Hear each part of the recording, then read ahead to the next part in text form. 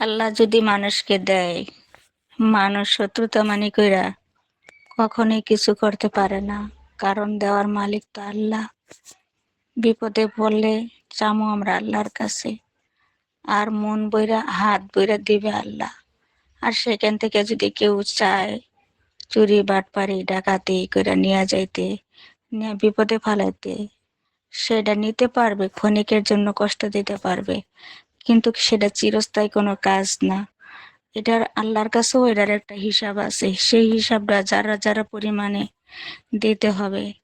মেয়ে হোক আর ছেলে হোক, যদি মনের ভিতরে হারামি থাকে, সে কখনোই দাঁড়াইতে পারবে না।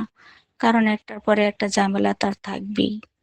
আর যদি সরলতা মানুষের সাথে কেউ বেইমানি করে থাকে, তার বিচারটা জানি একমাত্র আল্লাহই করেন। আমি উপরে আল্লাহর কাছে ছেড়ে দিলাম। আল্লাহ আমার সরলতার সুযোগ নিয়ে যদি কেউ ক্ষতি করে থাকে, তাকে শুধু আপনি হেদায়েত দান করুন। আপনার কাছে আমি এটাই চাওয়া পাওয়া। জীবনে আল্লাহ তাআলার কাছে আমি যা চাইছি তা পেয়েছি, আমি অস্বীকার করব না। আমি খুব শুকরিয়া আল্লাহর দরবারে। আমি মেয়ে হয়েও লাকি। আমার কাছে আমার মনে হয় আমার তুলনায় আর কে আছে কিনা জানি না, কিন্তু আমি আমার দিক থেকে খুব লাকি।